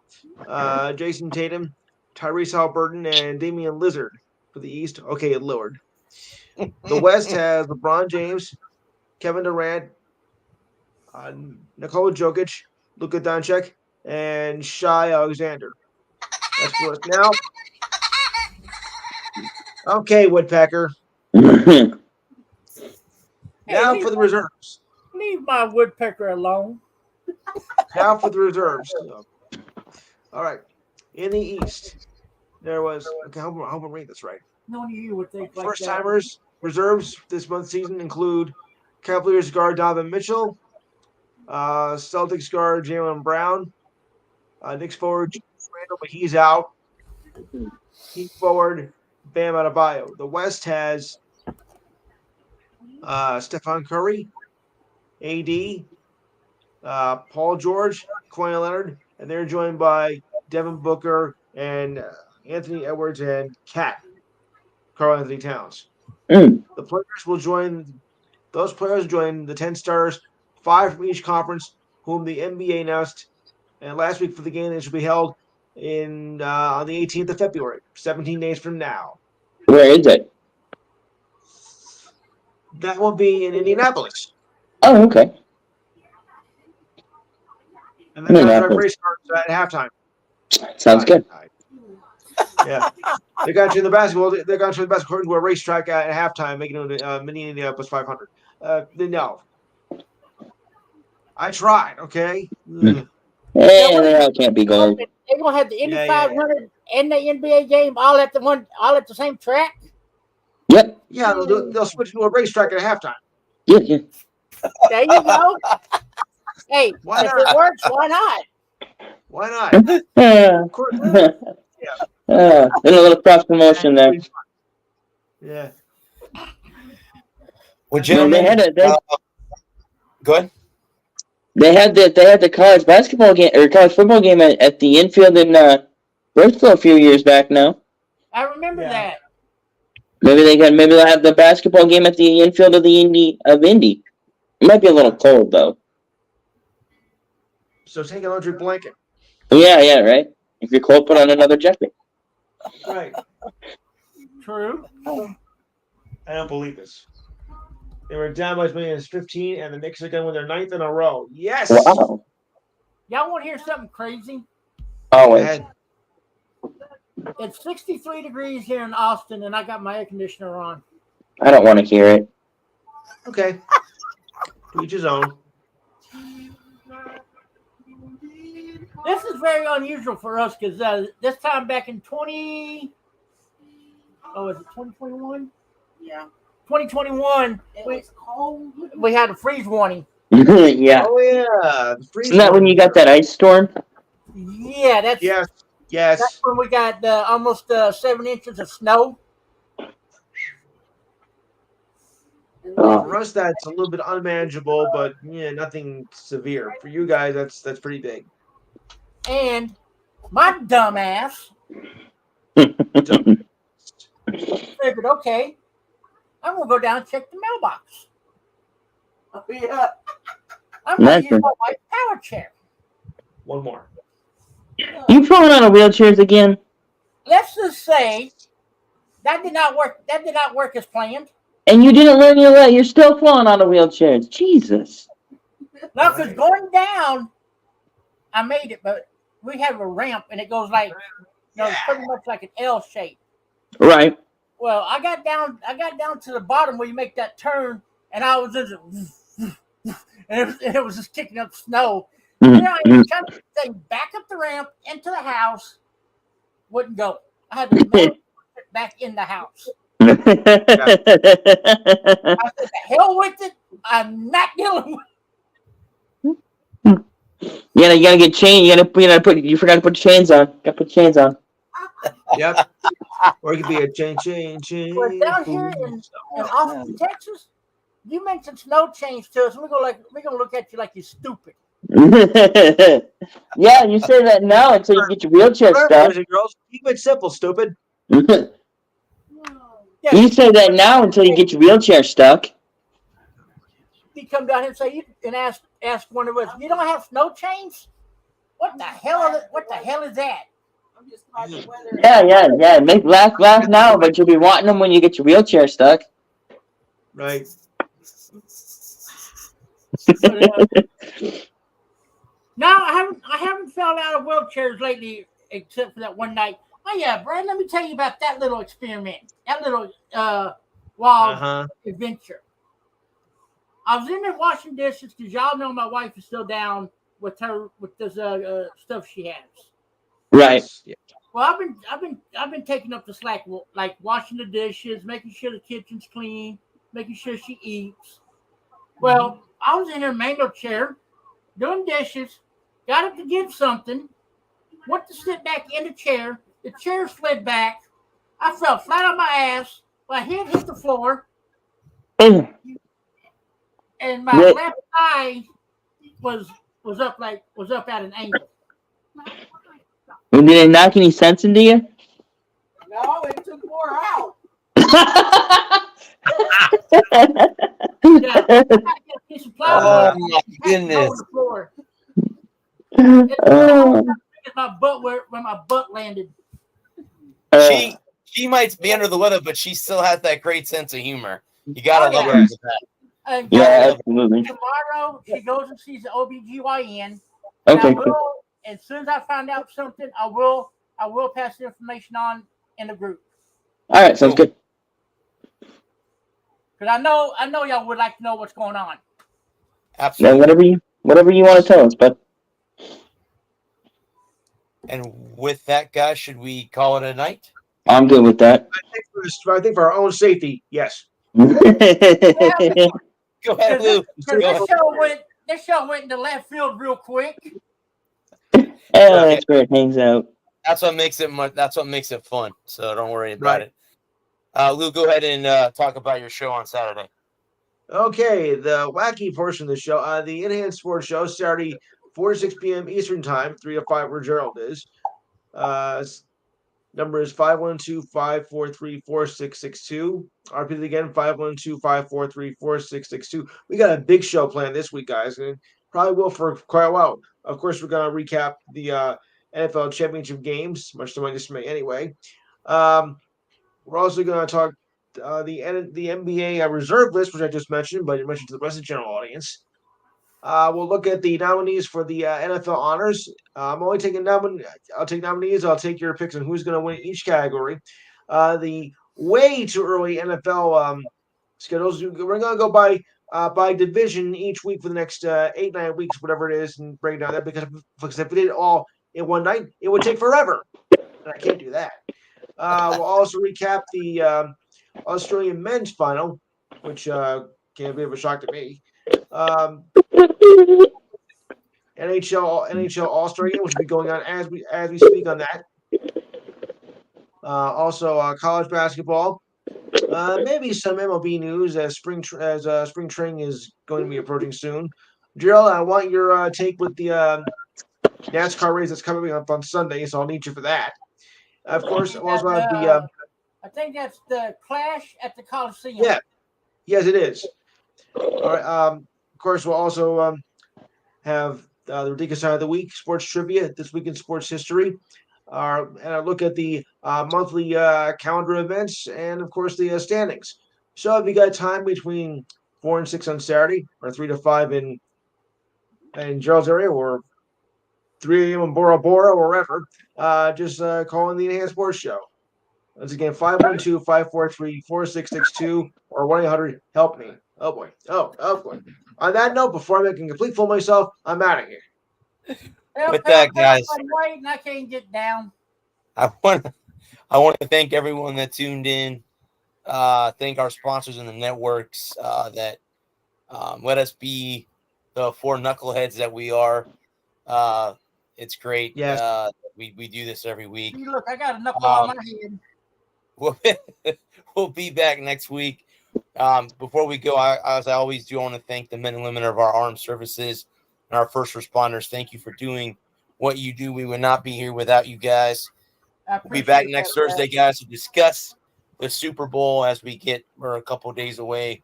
Next week will be a couple days away from the Super Bowl. I'm sure we'll tackle other things. But until then, guys, we love you all. I am the sports sir, Bradley Walker. This has been the Walker Report. Peace. Good night. Prince,